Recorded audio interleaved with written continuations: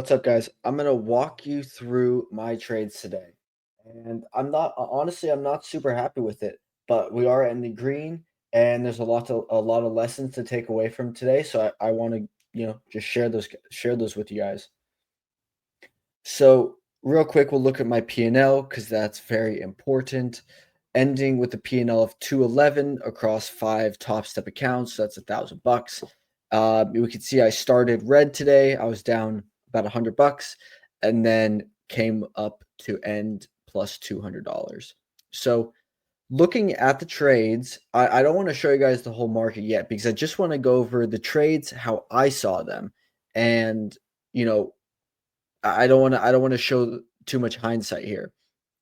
So when we so just real quick, I guess on the 15-minute chart, we are in a downtrend. We are in a short-term downtrend. Friday we had a little bit of a squeeze, and got some of the bears out of the market.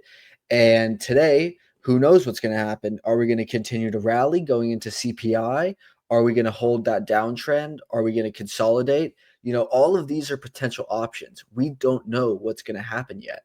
So we just have to play the game with the knowledge at hand. So the knowledge at hand is edgeful. Using edgeful, there's a gap today, so I can go into gap fill by size. It was a 0.43 size gap, so that only had a 33% chance to be filled. Key 33% chance. It's more likely not to get filled than it is to get filled. So here's the gap fill. That's where it would be 58.75 and a quarter. So reading this price action, I really like this short. It was in trend with the 15-minute, and I felt the momentum change here, but I didn't pull the trigger. So once that trade is validated, that trade worked. Selling the opening range low price worked. You were able to get 10 points from that. I shoot for 10 points, not a lot of points. And so what I did was I tried that opening range low sell again.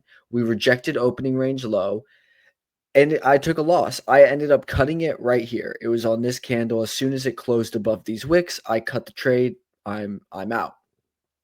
Now, had this trade done something like this to fill the gap, it would have looked like a better trade, but it wasn't. I took a small loss. Now, when I took that small loss, I said, hey, if I'm wrong that it's not going to be a short trade, then I can get long and I will trade the double break stat. Another great stat from Edgeful. You go in to report opening range breakout. There's almost a 68% chance that we're going to double break. What that double break means, here's our first break of opening range low. The double break would be if we broke opening range high. So I'm trading long from the New York VWAP. I didn't buy this candle. I didn't buy this candle. Not this one. Red candle. Let's see. Are we going to hold New York VWAP or not? We held New York VWAP. I bought it. That was the entry signal. Hold of New York VWAP, playing the double break stat to opening range high. Now, once we got here for a second time and we started to get these red candles, I thought this could be a lower high. So now you got to see, I'm really in tune with the market here.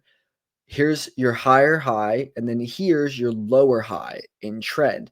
Now, I don't know that it's not going to continue, but I knew that I was feeling a little FOMO, took this bad trade, not bad trade, but wasn't my best trade. And now I want to take a long, but let's just recover the gains or recover the loss, get a little green. I was like plus $80 at that point. So I was like, all right, let's be done. Let's take it. Let's pull it. I pulled it on this candle right here. In a minute, I'll show the executions for the trades. And if you guys like the scalping series, let me know. If there's other kinds of trades you want me to review, tell me. I can learn any trading setups that you guys want me to break down. But for the scalping series right now, I'm just going to be breaking down my trades on a daily basis. And I will be making a light course on my trades on YouTube for free. And if you guys want a more in-depth course, go to ASFX TV and Futures 2.0 by Evan Dyer and Austin Silver. That is my coach and my team that I trade with in their more comprehensive trading strategy. So now I have this low of day VWAP on, and we're under the low of day VWAP. I didn't sell this candle. I waited for it to get a little lower, and then now that it's stalling, I'm like, I can get in on that action. So I sold here. I waited a couple minutes, chopping around my entry price. We started to push away. I took my profit at the equal lows here. I and then I trade two accounts. One account I locked a stop that got tapped for a donut, and the other account I took my profit. Now, here, it could have very well bounced. We never know what's going to happen. So I secured my profit. But now, if we go out of replay mode, we can see, wow, it just continued to fall.